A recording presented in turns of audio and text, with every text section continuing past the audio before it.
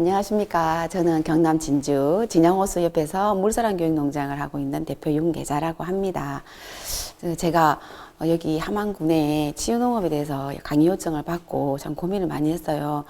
저희가 이제 치유농업에 대해서 관심도 많고 저 또한 관심이 많고 지금 그 주위 분들이 뭐 전국에서도 아주 강풍이 불고 있지 않습니까? 근데 지금 아직 제가 하고 있는 게 지금 아주 최고의 어떤 고점을 가는 게 아니고 저도 지금 준비를 하는 과정이기 때문에 조금 고심을 했어요. 여러분들이 이 내용을 듣고 어떤 도움이 될지는 잘 모르겠습니다만 일단 저는 제가 물사랑 교육농장이 물사랑 치유농장으로 가는 데까지 제가 했던 그 과정을 쭉 말씀을 드리면 여러분들께서 아마 귀농귀촌 하시면서 저런 분도 있구나, 저런 것도 있구나, 이런 생각으로 공감을 조금 형성할 수 있는 그런 기회가 되지 않을까 생각하고 제가 하고 있는 사례를 한번 설명드리도록 하겠습니다. 자, 사진을 보시게 되면 모습이 너무 아름답죠. 농촌 치유가 저절로 될 것 같죠. 여기는 진양 호수의 어느 한 곳이에요. 한 곳인데 이렇게 물이 많이 잠겨 있던 이유는 진양 호수가 생겼던 것은 난강댐이 숭상되면서 진양 호수가 생겼어요. 그리고 난강댐이 이제 건립이 되면서 이제 수상공사에서 말하는 47온수 이하는 전부 다 이제 수몰이 되면서 그 이하에 있는 집들은 전부 이제 이주를 다 했어요. 하다 보니까 옛날에 그 자그마한 그런 선들이 지금 물에 다 잠긴 상태고, 그래서 저희 마을도 지금 47온수 당연히 이상이 되면서 제가 살고 있는 것은 51온수가 되는 거예요. 그 저는 이제 농촌에서 태어나고 지금도 농촌에서 살고 있고 그랬는데 지금 여기 진주시 대평면은 제가 농촌에서 사는 제2의 고향이라고 보면 되겠습니다. 그래서 저는 이제 그 진양호수 바로 옆에, 바로 수변구역 바로 옆에 제가 위치하고 있으면서 1999년도에 제가 여기에 이제 기촌을 하게 되었었어요. 처음에 이제 기촌하게 된 계기는 기농이 아니었고 저는 기촌이었었거든요. 그래서 처음에 여기가 너무 경치가 아름다워서 제가 여기를 자리 잡게 되었었는데 그 자리를 잡고 난 이후에 농촌 체험을 시작을 하게 되었었어요. 그걸 하면서 제가 이제 일반 간단한 체험들을 하면서 세월이 가면서 2005년도에 저희 마을이 녹색농촌 체험마을로 지정이 되었거든요. 그러면서 거기 농촌에 이제 이주하신 분들이 한 30가구 이내였었고 체험마을이 들어옴으로 해서 체험마을에 일을 할 수 있는 사무장이 필요했었던 거예요. 그래서 저보고 초대 사무장을 해달라고 뭐 시나 아니면은 맨이나 동네 마을에서 저에게 해달라고 요청을 했었고, 그러면서 제가 이제 녹색농촌 체험마을이 무엇인가라고 한번 이제 궁금해서 한번 가보게 된 거예요. 가보니까 제가 이미 농촌 관광이라는 걸 하고 있더라고요. 그래서 그때 그 당시로는 제가 농촌 관광이라는 이 단어를 처음 알게 된 거예요. 그래서 진짜 너무 놀랐어요. 진짜 뭐 고추 따기를 한다, 딸기 따기를 한다, 이걸 해서 관광이 되는구나 라는 걸 그때 처음 알았던 거죠. 99년도에 가서 제가 처음에 이제 그 집을 짓게 되면서부터 시작된 이 농촌 관광. 그래서 차후에 이제 물사랑 교육농장이라는 상호까지 얻게 되기까지를 지금부터 설명드리도록 하겠습니다. 이 농촌 교육농장이라는 것은 여러분도 잘 아실 텐데 아마 혹시 모르신다면 그 농촌에 많은 사업들이 들어가고 있습니다. 왜냐하면 그 농촌에 있는 사람들의 한 가구당 그 수익이 지금은 3천만 원이 좀 넘는다고 했는데 그 수익이 적다 보니까 농촌을 다 떠나지 않습니까? 그래서 아마 정부에서 농촌에 농업소득 외에 소득이 없다 보니까 계속 떠나다 보니까 농업소득 외에 농해소득 차원으로 뭐 체험마을이라든지 농촌교육농장이라든지 장수마을, 정보화마을, 건역사업 이런 것들이 많이 들어가게 되죠. 그 중에 이제 개인 농장에게 사업을 지정해주는 농촌교육농장 사업이라는 게 있게 되었고, 그래서 저도 이제 2009년도에 농촌교육농장 사업을 받게 되면서 제가 그때 이제 농촌교육농장의 설립 취지와 목적을 한번 생각해봤던 그런 계기가 됐던 것 같습니다. 그래서 제가 이제 농촌교육농장을 지정을 받으려고 하면은 주제 중심 교육 과정이 돼야 되거든요. 그래서 학교 교육과 연계한 통합적 접근 교육 과정을 해야 되고, 그 주제가 저는 그때 그 당시로는 제가 이제 텃밭들만 가꾸고 있었었기 때문에 한 주제가 뭐 몇천 평이 되는 어떤 작물이 있었던 건 아니에요. 왜냐하면 기농을 목적으로 했던 게 아니라 기촌을 했었기 때문에. 그래서 제가 이제 늘 거기서 살면서 바라봤던 게 진양호수였었거든요. 그래서 저는 주제를 물로 잡았던 거예요. 그래서 농촌교육농장을 신청할 때 저는 주제를 물로 해서 물을 가지고 하게 됐던 건데, 그럼 물은 왜 제가 하게 되었던 건가 생각해 보니 일단 진양호수를 먼저 생각하게 되었었어요. 그럼 진양호수는 도대체 왜 생겼고, 이 진양호수 물은 어디에서 사용하는가를 이제 궁금해서 공부를 하기 시작이 되었고, 공부를 해보니 7개 시군에 110만 명 이상이 사용하는 상수원이었던 거예요. 그래서 물에 대한 생각이 좀 더 많이 깊게 되었고, 향후에 만약에 전 세계적으로 전쟁이 난다면 물의 전쟁이 날 것이다, 이런 말도 있었었거든요. 그래서 저는 이제 물을 주제로 해서 다양한 프로그램들을 개발하게 되었고, 그게 관련된 프로그램들 지금부터 한번 소개해 드리도록 하겠습니다. 자, 이 내용은 저희가 이제 물산교육농장에 이렇게 제가 섹터를 좀 나눠봤는데 총 5가지 정도 섹터가 나눠졌었거든요. 그래서 저는 큰 타이틀의 주제는 물이었는데, 그 물이 우리 생활하고 어떻게 관련되는가에 따라서 그 타이틀을 물과 함께 생활 이야기라는 그런 프로그램을 제가 개발하게 되었는데, 이 물이라는 게 우리 사람의 인생하고 한번 이렇게 연관을 지어 보니까 너무 딱 맞는 거예요. 네. 자, 물과 사람의 인간관계는 굉장히 밀접하다라고 생각해요. 그래서 제가 이제 도식화를 한번 시켜보았는데, 자, 물과 사람이 보면은 우리가 처음에 빗물이 내려오잖아요. 그 빗물인 상태를 갓난아이라고 표현을 한다면, 그 빗물이 내려와서 우리가 사용하기 위해서 저장을 하게 되죠. 그 저장할 때를 빗물 저금통이라고 하고, 그 빗물 저금통일 때를 학생이라고 생각한다면, 이제 그 물을 저장하고 난 다음에 우리가 사용하기 위해서 정화를 할 때가 있습니다. 그 정화를 할 때는 이제 우리가 청년, 사회, 초년생이라고 보면 되겠고, 자, 물을 정화할 때도 있고 그냥 그 물을 원물을 쓸 때도 있습니다. 근데 우리가 물의 쓰임새 중에서 몇 가지가 정도 있는지 아세요? 크게 나누면 4가지가 됩니다. 자, 그럼 첫 번째는 우리가 제일 밀접한 사람이 살면서 생활하면서 쓰이는 물을 생활용수라고 하고, 그리고 우리가 사람 먹거리를 위해서 농사를 짓게 될 때 그 농업에 쓰이는 물을 농업용수라고 하고, 그 다음에 우리가 이제 생활하기 위한 어떤 기타적인 부가적 옷이라든지 신발, 그리고 심지어 휴대폰, 카메라 같은 거 만드는 공장에서 사용하는 그 물을 농업용수라고 해요. 자, 그러면 이 3가지를 아주 원활하게 잘 이루기 위해서는 그걸 뒷받침해주는 지역 생태 유지수라는 게 있습니다. 그래서 여기에서 정화라는 개념이 들어가는 곳은 어디일까요? 생활용수겠죠. 그래서 이 물의 용도의 역할에 따라서 다 잘 쓰이는데, 그때 우리 사람의 역할을 본다면 중장년, 사회나 가정에서 자기 역할을 충분히 할 수 있는 그런 시기라고 보면 되겠죠. 그리고 이제 물 같은 경우에 다 쓰고 나면은 이제 다시 정화를 해서 바다로 흘러가게 되는데, 우리 사람은 자기의 인생을 다 했을 때 다시 땅으로 간다는 거죠. 그래서 제가 이제 물과 사람의 인간관계를 생각해 보면, 물로 인해서 사람이 뗄래야 뗄 수도 없고 대체할 수 없는 이 물을 가지고 다양한 프로그램을 제가 개발할 수 있겠다라고 생각하고 하나씩 했던 게 이제 한번 보여드리도록 하겠습니다. 자, 아까 제가 처음에 말씀해 드렸던 것처럼 농촌교육농장은 주제중심 교육과정이라고 했습니다.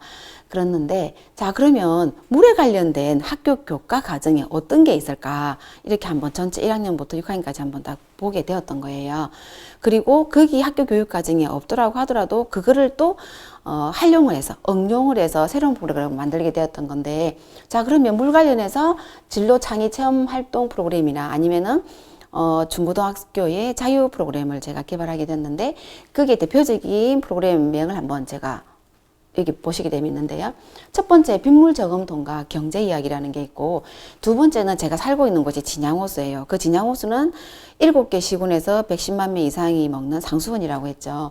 그래서 이 진양호수물이 정말 고맙구나 라고 생각을 하고 주제를 고마운 진양호라고 했었고, 그 다음에 이 물이 어떻게 생성되었는지를 한번 생각해 봤어요. 그래서 공부를 해보니 이 물의 여행이라는 그런 게 있더라고요. 그래서 또 물의 여행이 있고 그 물이 어떤 모습으로 바뀌는지에 따라서 달라지는 거죠. 그래서 세 번째는 모습을 바꾸는 물의 여행이라는 게 있었고, 그 다음에 네 번째는 윤리적인 물 소비 습관인데, 우리 여러분, 아침에 눈 뜨자마자 밤에 자기 전까지 물을 내가 어디에서 사용하는지 아세요?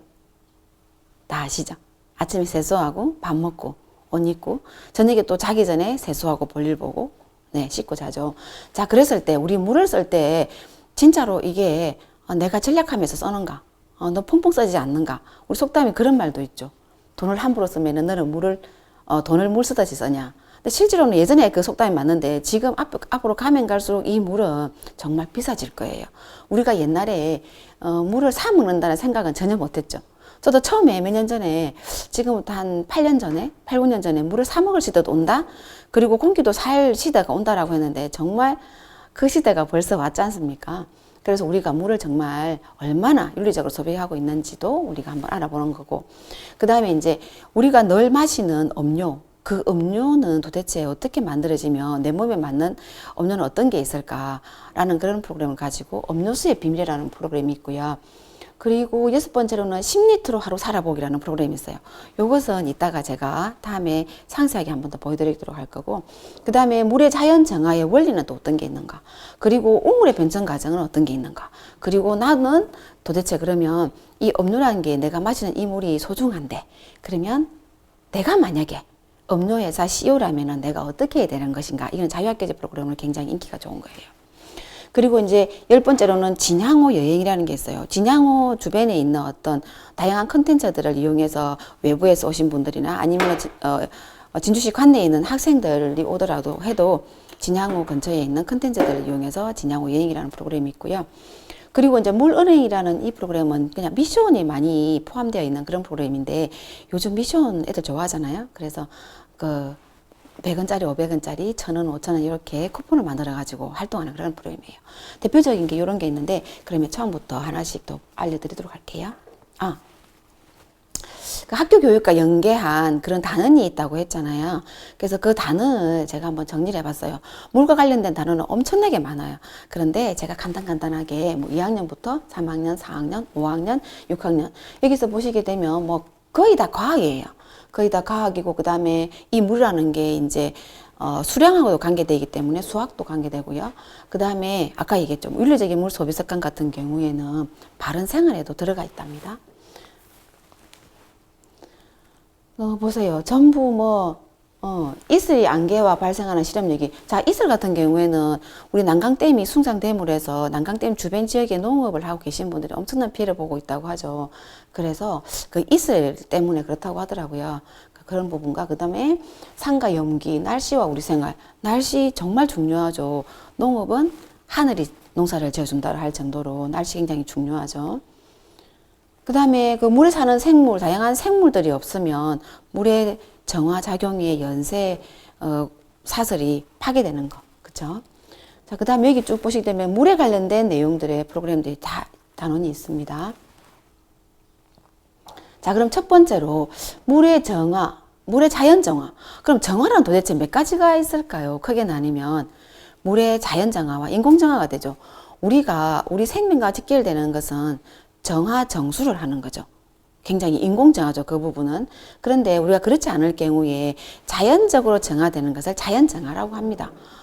그래서 그럼 물의 자연정화를 알아보려고 한다면 도대체 어떻게 실험을 해야 될까? 저 고민이 너무 많았거든요. 그래서 예전에는 그 5학년 과학 책에 보면은 간이정수기의 원리라는 그 프로그램이 있어요. 그 프로그램을 제가 생각하면서 물의 자연 정화에 대해서 이제 애들하고 같이 할 수 있는 실험 기구를 제가 만들었던 거죠. 처음에는 이렇게 큰 기구를 만들어서 이 기구 한 개를 가지고 여기에 1번, 2번, 3번이 있는데, 첫 번째 이 1번은 자연 여제를 가지고 한 통에다 하나씩 넣어 가지고 항토물을, 흙탕물을 넣어서 여기에 떨어지는 낙도의 차이와, 그리고 떨어지면서 정화가 되어 내려오는 그 탁도의 차이를 알아보는 실험이 요 1번 실험이에요. 그게 요거입니다. 여기 보면은 이게 이제 보면 첫 번째 잘 안 보이실 수도 있는데, 여기에는 그 숯이고요. 그 다음에 이거는 황토, 모래, 마사, 자갈이에요. 그러면은 황토물을 똑같이 이 실험을 하려고 하면은 동시에 보여야 된답니다. 붓고 나면은 정화 내려오면서 탁도의 차이는 어떻는지 눈으로 확인하게 보일 수가 있죠. 그 다음에 낙도도 어떤 게 제일 빠르게 떨어지는가. 그러면서 이것을 실험을 하면서 아이들이 뭘 알 수 있냐고 하면은 공극의 차이, 밀도의 차이를 아이들이 알 수가 있는 거죠. 그래서 요거를 첫 번째 실험은 이거고요. 여기에서 두 번째로 간다고 하면 이제 우리가 지청별로 만약에 정화되는 과정을 알 수 있는 건데, 이게 처음부터 이렇게 메뉴에는 항토, 자갈, 모래, 만사, 항토까지 쭉 여기 위에서 항토물을 붓게 되면 이렇게 내려오고 와서 여기 밑에 내려오면 아주 깨끗한 물이 똑똑 떨어지는 거. 그래서 지층을 볼 수 있는 거고요. 그리고 여기 같은 경우에는 이 항토를 하나씩 떨어뜨렸던 게 아니라 완전 땅처럼 딱 만드는 거예요. 그러면서 여기 보시게 되면 보이지는 않아요. 근데 여기 처음에는 여기에 지층이 되어 있는데 그냥 항토, 마사, 모래, 예를 들어서 뭐 자갈 이런 숯으로 그냥 다 담았어요. 담고 두 번째, 세 번째는, 두 번째는 중간에 벽이 있어요. 벽이 있어가 벽을 중간에 두 개를 만들었고, 세 번째는 세 개를 만들었어요. 그럼 여기에 항토물을 부었을 때 탁도와 낙도의 차이를 보기는 보는데, 여기에 떨어지는 물이 내려와서 수생식물을 통과해서 여기에 떨어지는 거거든요. 그러면은 이 세 개 다 똑같이 사실은 깨끗해요. 그런데 그러면은 탁도의 차이는 같다고 볼 수 있겠죠. 그런데 낙도의 차이는 틀립니다. 무슨 이유일까요? 중간에 백이 있다는 거죠.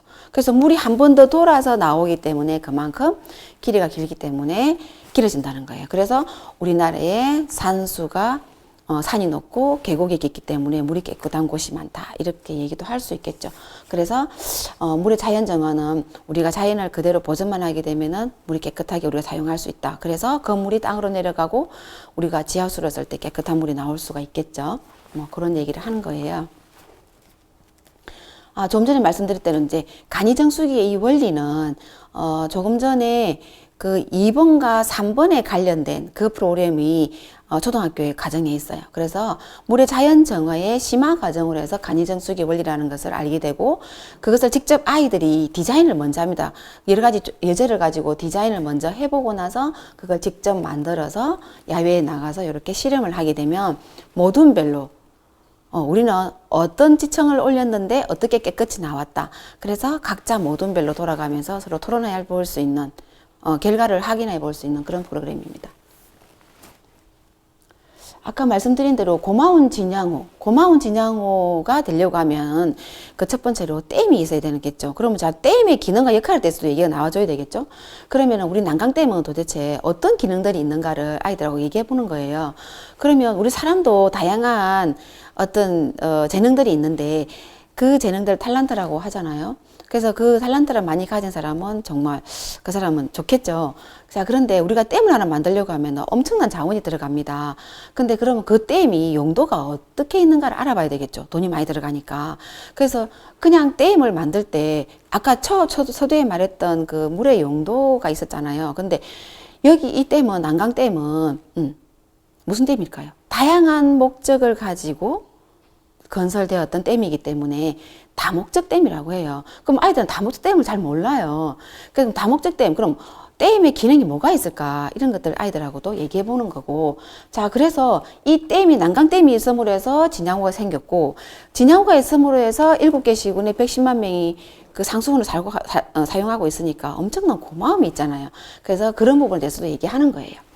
자, 그리고 이 난강댐이 진주에 사실 있다고 해서 진주의 시민들은 큰 복을 받았다라고 볼 수 있겠죠. 뭐 댐 이용 부담금이 좀 적다라든지 아니면은 47호선서 이하에 있는 어떤 수변구역을 자연 친화적으로 진수 공간을 만들어서 진주 시민들이 거기를 아주 편리하게 건강하게 지낼 수 있는 그런 운동 시설도 할 수가 있고, 그 다음에 특히나 10월에 있는 그 유등축제, 그게 난강댐이 없으면 난강을 흘러내려 버리는 그 물이 없겠죠. 그럼 유등축제가 있을 수가 없겠죠. 뭐 그런 것들. 그래서 고마운 진양호와 난강댐에 대해서 그런 프로그램이 있어요. 이걸 함으로 해서 사실은 일반인 성인들도 내용을 잘 모르고 있어요. 우리가 난강댐이 진주에 있음으로 해서 얼마만큼 혜택을 보고 있는가, 이런 걸 잘 모른단 말이죠. 그래서 그걸 하면 어른들하고 교육할 때도 참 재밌어요.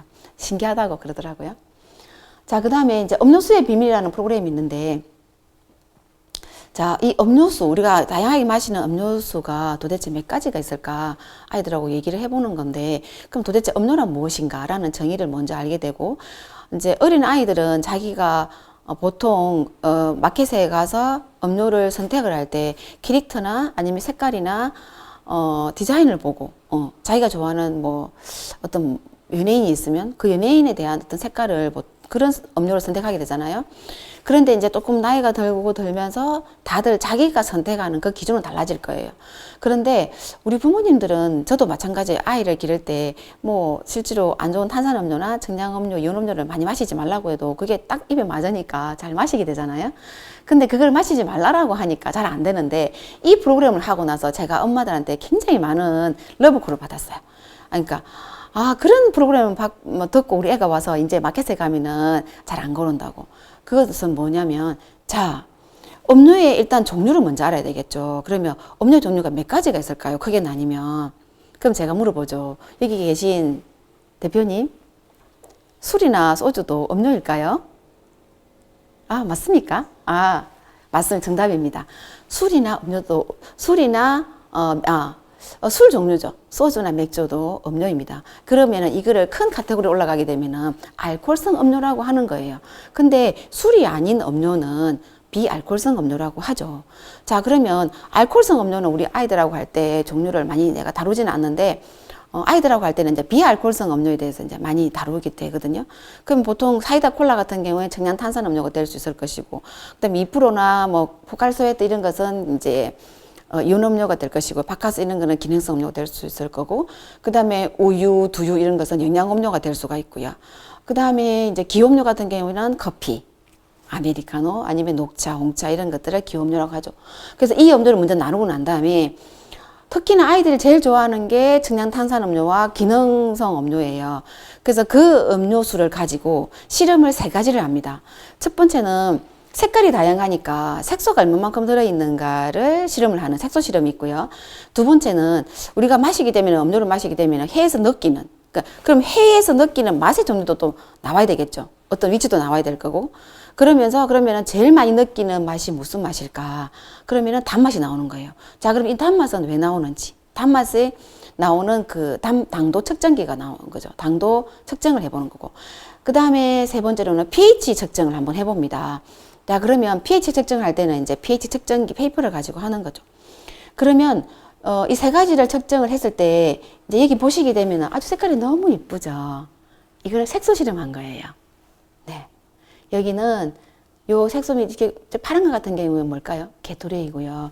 여기 짙은 포도 색깔 있죠. 이거는 웰츠 포도고요. 이것은 뭐냐면 환타예요. 요렇게 색깔이 아주 짙게 나오고요. 그 다음에 여기 보면 그 pH 측정기가 있잖아요. 그래서 산성, 중성, 알칼리성에 대해서도 아이들이 알 수 있고요. 그 다음에 여기 같은 경우에는 방울토마토를 띄워서 설탕 함유량, 당도 측정을 한번 해보는 거예요. 그래서 이걸 다 하고 난 다음에 우리에게 몸에 제일 맞는 음료는 무엇일까? 실제로는 우리 몸은 중성이고 물도 중성이에요. 그래서 실제로는 제일 맞는 게 물이긴 한데 우리가 이 물만 마실 수가 없으니 조금 더 건강한 음료를 마시자라고 생각하고 이 실험을 통해서 아이들이 직접 나중에 이제 마켓에 갔을 때 자기 음료를 선택하는 거예요. 여기 한 가지가 있는데 여기 보게 되면 하얀 손수건을 이렇게 염색하는 것도 있어요. 근데 손수건보다는 메추리알을 염색을 하면 굉장히 선명하게 나오기 때문에 아이들이 기겁을 하는 거예요. 이런 프로그램이 있습니다.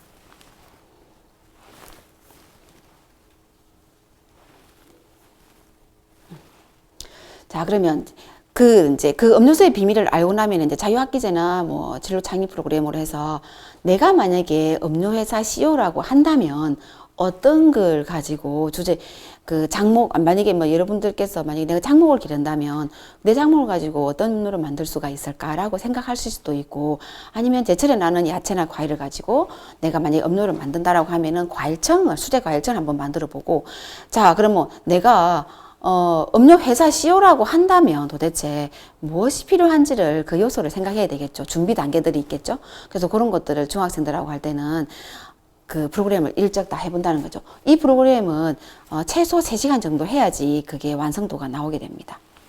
여기 보게 되면은 이거는 초등학생들이 했던 건데 이게 바나나 엑기스라는 거예요. 이렇게 바나나를 가지고 했던 모둠이 바나나 엑기스가 있고, 아, 이게 또 수세미가 있었더군요. 수세미가 있고, 이거는 포도고요. 그래서 아이들이 이렇게 디자인까지 다 해본다는 거죠. 다 만들어서 디자인을 해보고, 그 다음에 내가 만약에 신문기자가 되었다면 보도자료도 한번 만들어 보기도 하고, 동영상도 만들어 보기도 하고, 이런 프로그램을 하는 겁니다. 자, 그 다음에 윤리적인 물 소비 습관. 여러분들 윤리적인 물 소비 습관이라고 한다면 도대체 우리가 뭐 농업이나 공업에는 잘 알아서 하시겠는데 우리가 이제 생활 용수를 말하는 거죠. 그러면 자, 생활에 쓰이는 물에 대해서 제일 많이 쓰이는 것이 공간을 구별한다고 본다면 공간이 어디일까요? 네. 부엌일까요? 화장실일까요? 아니면 베란다일까요? 네. 화장실입니다. 화장실 중에서도 제일 많이 쓰이는 곳이 변기죠. 여러분들이 집에 보통 거의 다 이런 변기가 있죠.